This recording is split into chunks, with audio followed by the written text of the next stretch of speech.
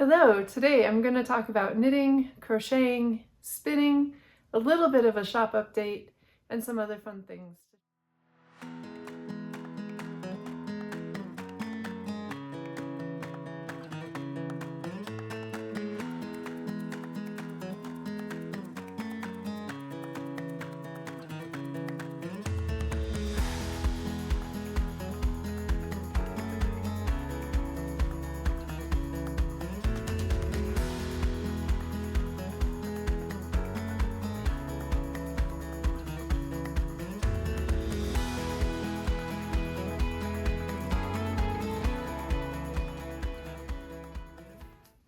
Welcome, my name's Carissa and I am the owner and artisan dyer for Sweet Mountain Crafts. This is Fibercast number 10. So welcome all my fiber friends. I have some fun things to share with you guys today and look forward to talking with you a little bit. You can find me online at sweetmountaincrafts.com as well as on Instagram as Sweet Mountain Crafts. I have a few other places that you can find me online, and all that information is below in the show notes. So be sure to take a look if you have any questions or have anything that you want to follow up on. Everything that I mentioned in this podcast is available in links and notes down below. Here we go again. This is the second go at me filming this podcast. I didn't get all the way through, thankfully, but my video started to zoom in on my face and you couldn't see what I was talking about. So here we go again. Let's try. For a second go around. What am I wearing? First of all, I have on an Eddie Bauer purchased sweater. This is very hand knit looking and I love that feature of it, but I actually found this at a thrift shop and just love the color. I love the look of it, so I picked it up for myself. At some point, I might try to knit something very similar to it because I really like the fit. I like the look of it. I like the feel of it, but it is a probably machine knit sweater. A little bit of what's been going on in life. My daughter just turned 15, so that was exciting to get to celebrate her birthday. She requested a trip up to our local ski hill for a night of or evening skiing. It's not much night as it's from 4 to 7 o'clock, but it does start to get dark and they turn on lights for the skiers and it's a lot of fun. So she took a group of friends up and did that. And on the way up, we got to see the animals that you saw pictures of at the intro of this video. It was also because she just turned 15, she got her driver's permit, which puts me back in the passenger seat working to teach my fourth child now how to drive. So I often take my knitting along. It helps to soothe my nerves as well as to just keep me doing something while they're busy behind the wheel learning and taking instruction from me. Those are always fun moments and certainly create certain memories, whether positive or negative, I'm not always sure, but it is a good time. And so far, all of my kids have done well with driving. So yes, this will be my last child of my own to teach. So that's a good time and lots of fun. Otherwise, we've just been here at home working on projects, always busy behind the scenes. I've got lots of things going on, but things are good. It's a gray kind of overcast day here in Wyoming as snow is moving in and we are being told that there should be a winter storm heading our direction. I'm not sure how much snow we'll receive, but at this point I'd be happy for any snow because we need the moisture, I guess. And actually, I honestly haven't been on the ski hill myself this winter. There just hasn't been great snow.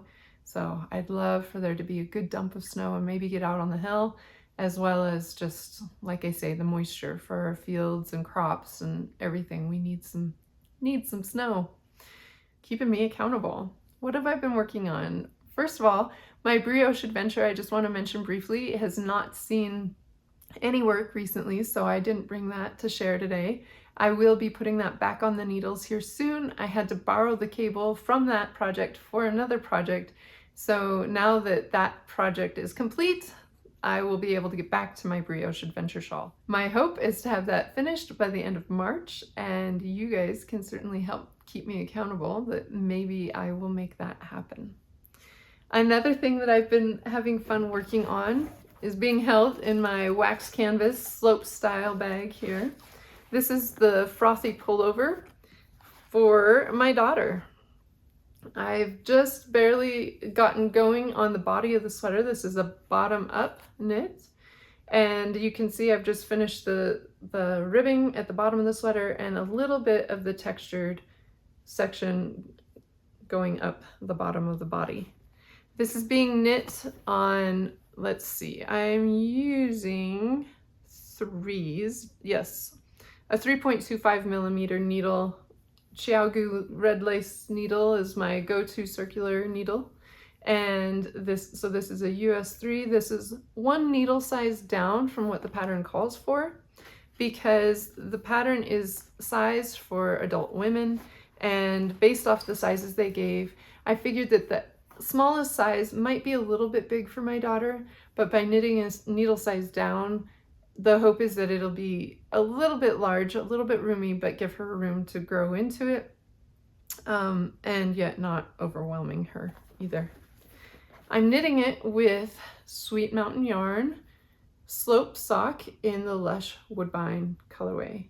And as you can see, I have 2 active balls going because I always alternate skeins when I'm working with hand-dyed yarns, whether it's my own hand-dyed or someone else's.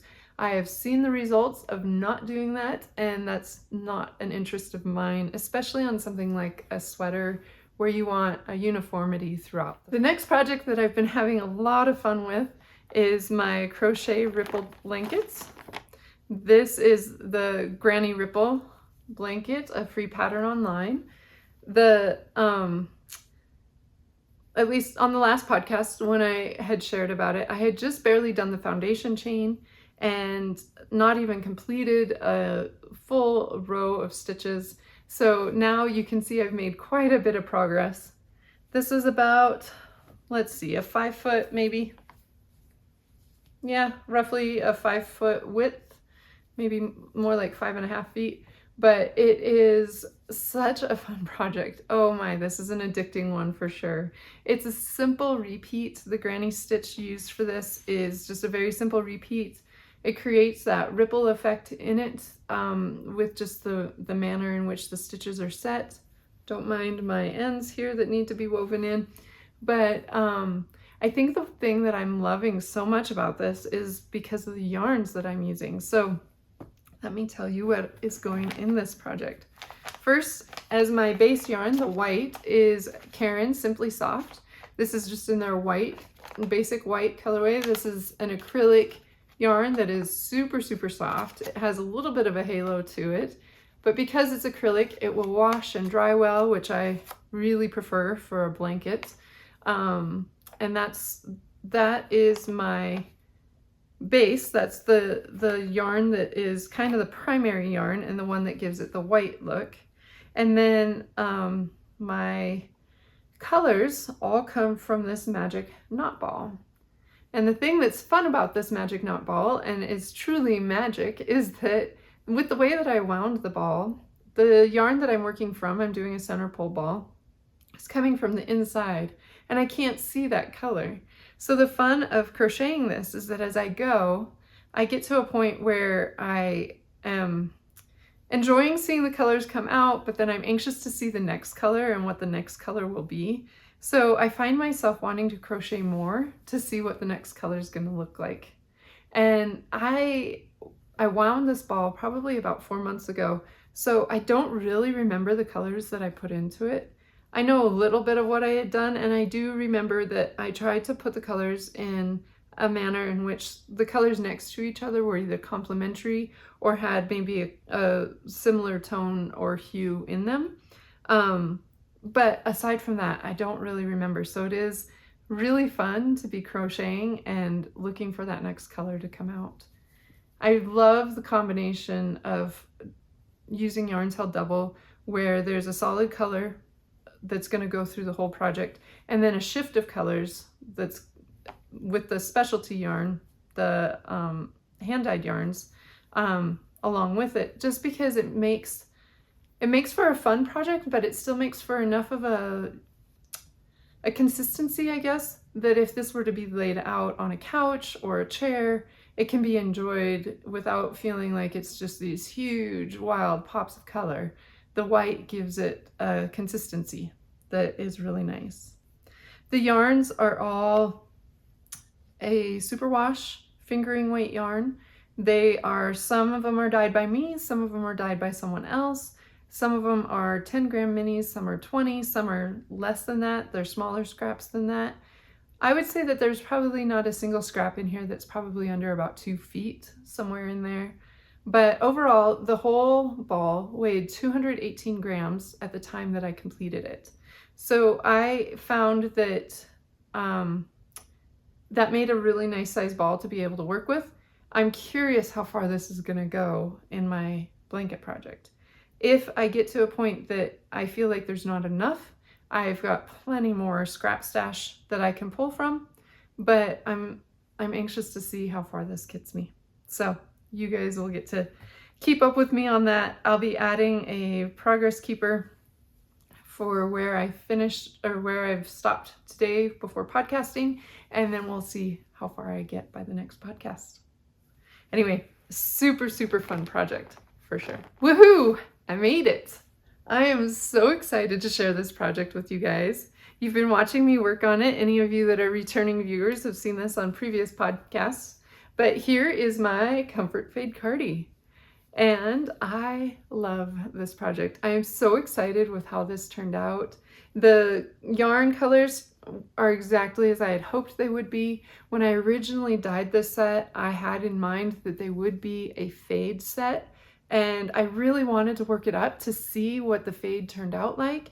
And I am so pleased with this project. I'm so happy with the way that the colors played with each other.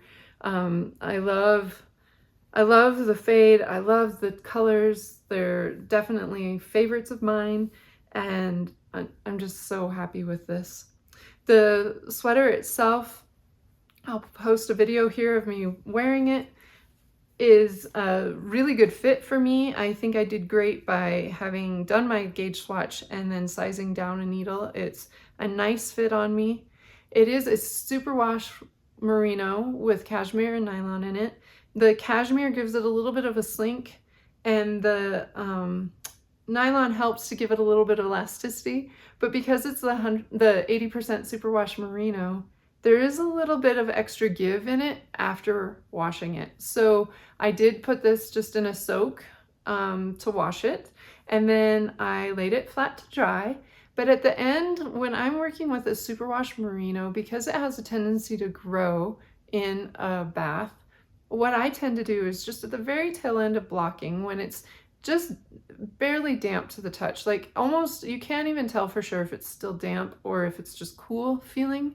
Usually what I do at that point is I'll take this sweater, I'll throw it into the dryer really quick to finish off that drying process, and also just to kind of pull all those fibers back in on each other. And I did do that with this. I had done that even before the video that you guys just saw, and I feel like that gives it that floof again that you're hoping for in a sweater, and kind of brings it all back together. I find the same is true with my socks, my superwash socks, that I often dry those, because if I don't, I feel like they get so loose and kind of sloppy on me after wearing, and certainly after washing, that to just take them from washing and laying them out, they tend to be too loose on my feet. And I really like a sock especially to have negative ease. This sweater, I would say that it probably has a little bit of positive ease, but not much. And so I want it to still be somewhat form-fitting. I want it to be hugging me. And so I don't want to allow it to relax too much. But by just popping it in the dryer, like I say, at the tail end of blocking, it helps to do that. So excited about that project. And thank you guys for your encouragement on it. It's been a fun one to work on. The next project that I finished is not quite finished and not quite the project it was supposed to be. I had signed up to test PINKAVA's newest design, the Canada beanie. And with this pattern, the hope was that we would be able to have these beanies done in support of all the difficulty that Canada is going through at the moment. But I did not have on hand, ready to go, a true red and a true white yarn that I wanted to test this pattern with. So I decided to run by Walmart quick, pick up what I could find there. I don't have a Hobby Lobby or Joann's anywhere near me, so in order to buy yarn, I either go to my local yarn shop, which has beautiful yarns, but isn't necessarily the place that this day in particular. I was at Walmart. I ran by the yarn section there, picked up what I could. So I purchased some Red Heart Super Saver. You can see the red is a nice brilliant red. This was the color that I was hoping for. And then I also purchased a white in a worsted weight, since that's the weight that Anne wrote the pattern in. But here is my finished or not so finished beanie, right? It looks a little bit more to me like a Canadian tube top. I don't know about that. I think those maple leaves would be a little bit inappropriately placed. But as you can see, this is huge. There is no way this would have fit me as a beanie. So what I've decided is I went ahead and I finished the knitting, and instead of decreasing like you would typically for the top of a hat, I just went ahead and repeated what Anne had written down here. I repeated for the top. And then I figured that at this point I can choose to either sew it together at the top and the bottom and make a pillow that way, or I'm also contemplating steeking it in half. There's a total of 4 maple leaves here. So steeking it so that it's just one of these, I guess, one of these sides, fold that in half, and then sew 2 small pillows with an individual Canadian flag on what would be each side of that pillow. I'm trying to decide which I want to do with it. I knew right away I was not going to get gauge, but I wanted to go ahead and keep testing the pattern just to make sure that the charting and the instructions were clear and appropriate. Anne has since completed that test and has released that pattern, so you should be able to find it in her Etsy shop. I will put links below. But yeah, tell me what you think. Should I make it one longer pillow, just sew the top and the bottom? Or should I steek it and make 2 smaller, cute little Canadian flag pillows? We'll see. Anyway, I will talk just a little bit more about gauge on this in just a moment, because I'll explain what happened. Here I just want to show you using some photos and doing a voiceover so you can see. These are the 2 yarns that I purchased. They both say that they are medium size 4, which is a medium worsted weight or possibly an Aran weight. The challenge came in that the 2 yarns, while they look alike here on this wraps per inch tool, they look very, very similar. When I do the wraps per inch on the white yarn, I get a total of 9, which if you look at the side here, 9 would be worsted. But when I do a wraps per inch of the red, I get 8, which suggests that it's an Aran weight. In this last photo, I've stretched them across the back of the wraps per inch just to try and show more clearly how the red and the white were just slightly off from each other, but they were also definitely more on the Aran weight side rather than on the worsted weight. Therefore, while Anne's pattern was not written poorly, my choice of yarn was not great at all. The white was smaller than the red, and the red was definitely an Aran weight yarn, resulting in an oversized hat, or in this case now, a pillow.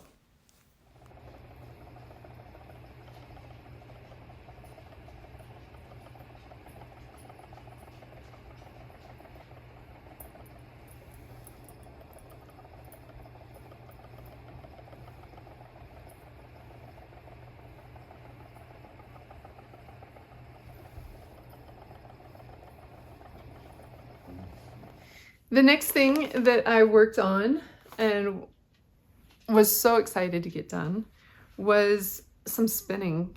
I finally got behind the wheel. It's been a few weeks of me not being able to sit and spin, and I was super excited to get the opportunity to sit down to my spinning wheel. I had done just a very little bit of a spin using some of my own hand-dyed fiber. This is some Pullover that I kind of had some scraps of that I just started working with, and I went ahead and finished spinning that. I spun, this is probably my finest spin to date.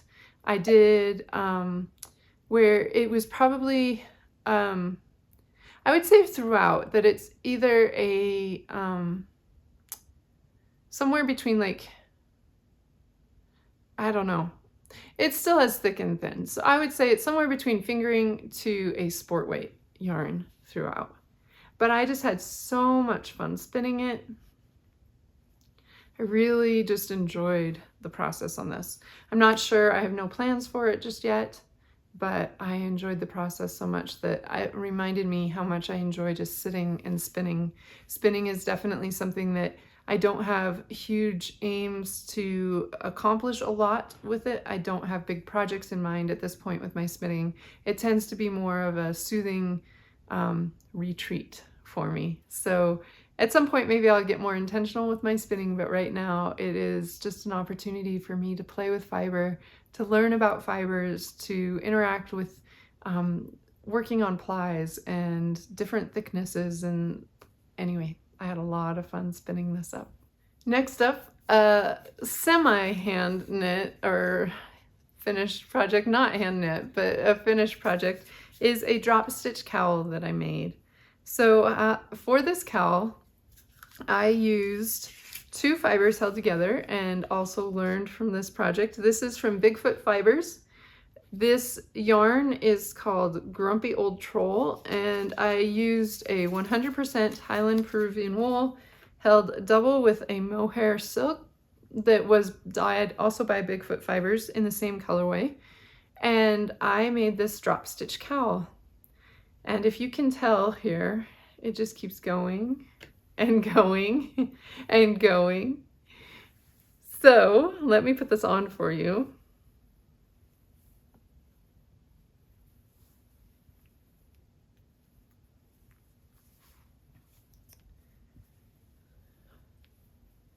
And you will see, I go around not twice, but 3 times, and yet it is so squishy and fun and enjoyable. It's warm. Oh my goodness, I had it on the other day and it got too warm. I had to take it off because it was just overwhelmingly warm. But it is so much fun. So let me pop in some video here.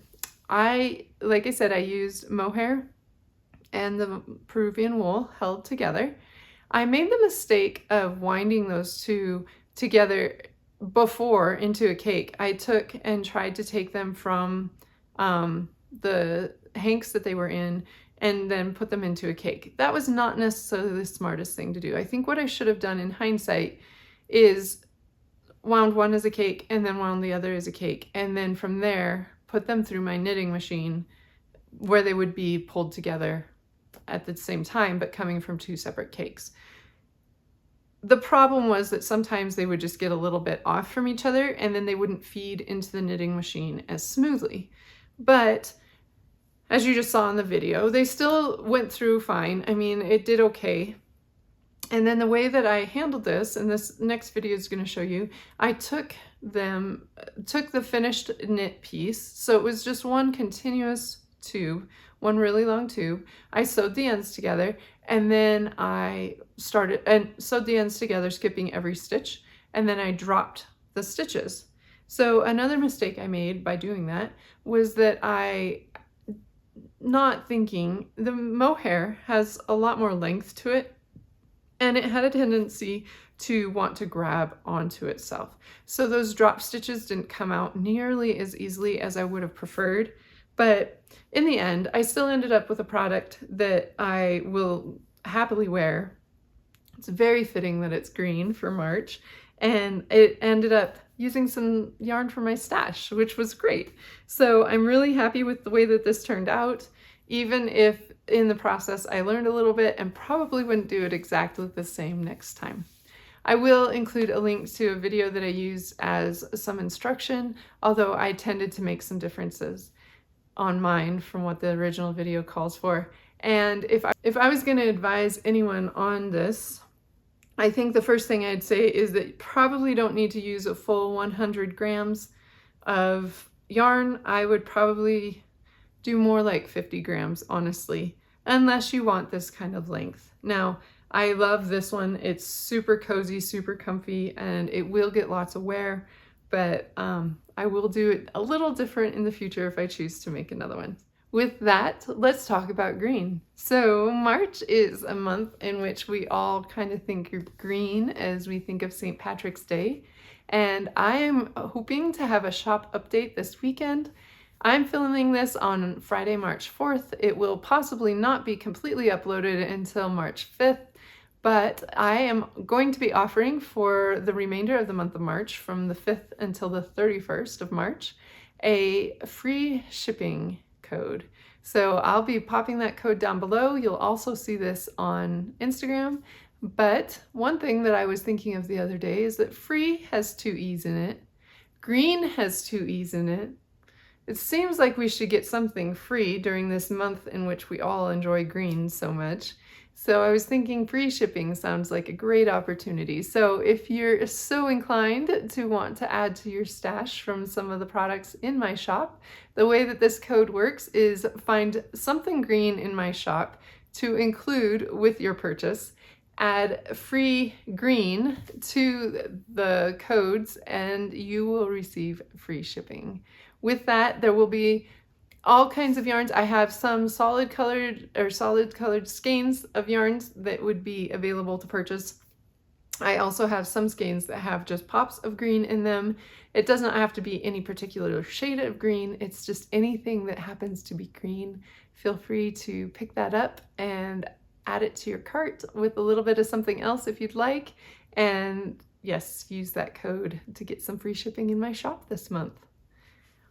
Another fun thing that I've been able to work on diligently and sitting just across from me but not available for viewing yet is Match That Yarn.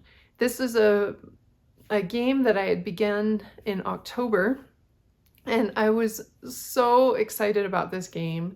The idea was that I had people send in images that they would love to see a yarn dyed inspired by that image. And then from there, my hope was that my family and I picked the top 12 images, and then from there I would dye yarns that would match that image, and then from there vote on the yarns and the images and how well they go together, and people's favorites from that. Well, unfortunately, the fall hit me a lot harder than I had expected with shows and holiday purchasing and just all kinds of busyness, as well as then we got sick with COVID. So one thing led to the other, and I did not get done with Match That Yarn like I had intended. But never fear, I didn't let it go away completely. I decided to set it aside just until I could get back on my feet with a regular dyeing schedule and a regular routine, which has now happened. So I was able to get those images up on my computer where I could see them, and in the last couple weeks I've been working diligently on dyeing the yarns for Match That Yarn. The way that this game started is that, and the rules for the game were that if you submitted a photo, then all photos were taken into consideration. My family and myself, the staff of Sweet Mountain Crafts, got to choose our top 12 favorite photos. And then from those photos, I dyed yarn. The top 12 photos will be available on my website. I'll put a link in my Instagram bio, and possibly a link is in the show notes here as well, where you'll be able to find those 12 chosen photos. And from those photos, the winners of that stage, so that was stage 2 of the game, the winners will receive a message either through Instagram or email or whichever way they contacted me with the photos. I will be sending out a little bit of a coupon or a prize for them for a little bit of a discount in my shop. And then from there, I will be posting the finished yarns, which at this point are mostly waiting for their photo op. I have a couple that are still drying, but most of them are just waiting to get pictures taken of them. But once I get those photos taken and I get the stage 2 winners notified, then the next step is that sometime next week on my blog, or on my website through my blog, I will have a voting opportunity for you guys to all choose which are your favorites. So the idea here is that my hope is people will choose their favorite yarn based off of how well it matches the inspiration photo, maybe how well it matches the inspiration photo, but also the finished yarn and the one that you love the most. And then I will take all the tallies from those votes, and then the winner from that will receive those. I'm doing 2 skeins for each photo, and the winner from that will receive their 2 skeins complimentary from me. So I will ship those 2 skeins off to that winner. And then there's also a judge's choice, which is I get to choose one of my favorites, and I will be also awarding that winner a prize as well. So that's kind of the process of Match That Yarn. Like I said, at the time that this video is posted, there should be a link for the initial images that were chosen, and from there then you can hope to see the finished yarns sometime next week. So I had the pleasure of being a first buyer on Etsy for a new yarn dyer. Her name is Holly. She has just started to sell on Etsy as Mystery Mouse Yarn Company. And this is her Mysterious Mr. Quinn sock set. So this is an 80% superwash merino, 20% nylon yarn set that she sold. And I just thought this was a super fun set. It's very pretty, very fun. And Holly announced on a group chat that she was going to be at the Nitty McPurley Mountain Lake Retreat next January 2023. And she will be vending there, and I will be vending as well and getting a chance to meet Holly in person. So I was super excited to get to not only support her, but also be one of the first purchasers.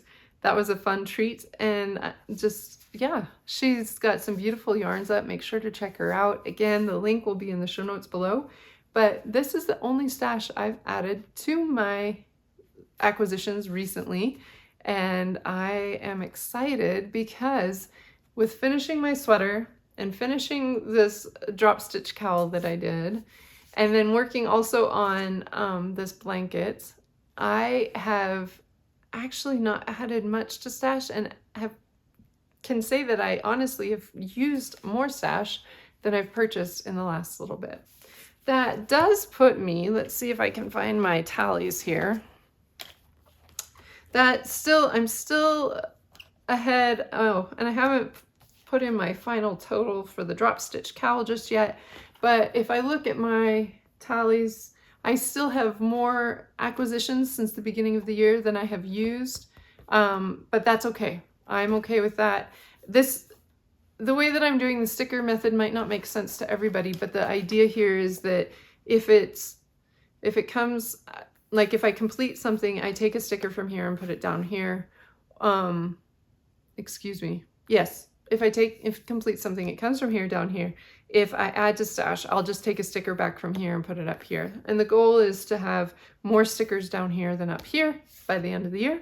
We'll see how that goes. But so far, I am doing okay. I'm still about, let's see, 200 grams of stash acquired and not used out of stash yet, but that's okay with me. It's just a way for me to kind of measure how I'm doing with my acquisitions and trying to not overwhelm myself or my family with all the yarn abundance around me. All right, till next time. I decided I would share a couple more podcasts today just because there's a couple new podcasts that I've just recently checked out. I have recently heard Ruth of Ruth Loves to Knit mention Crafty CLEGGS Creations, and I decided to go ahead and check her out. She looks like she does a lot of fun little projects and just various things. It was fun to watch her and see a little bit of what she has to share. I've just only watched one of her episodes so far, so I look forward to checking out more of those. And then another one new to me is Anna Knitter. And I had heard of Anna Knitter before, but hadn't taken the chance to look her up until recently. And when I found her podcast, I can see that that's one that I will enjoy as well. So I look forward to going back and viewing some of her previous episodes as well. Anna has a fun blanket along taking place right now. So again, since I'm still just new to her, I haven't yet added my blanket to that mal that she has going, but I will be participating here soon and look forward to going back and watching some of Anna's previous episodes as well. So yes, a couple new episodes for you. In the meantime, I need to get off. I've got some other things I need to go get done, so it's been fun visiting with you, and I hope you're all doing well, and I'll see you again soon. Bye-bye.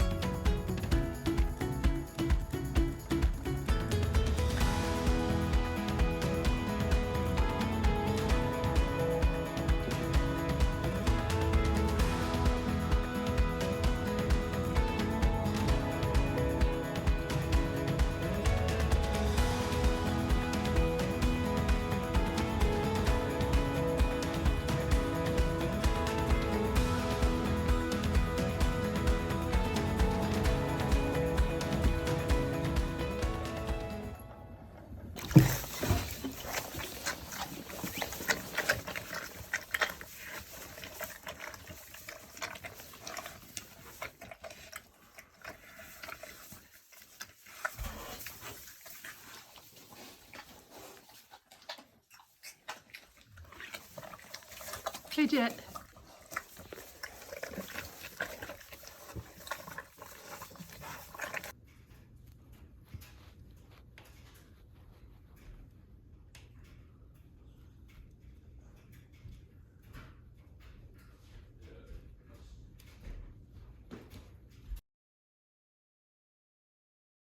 And you guys can help keep me accountable and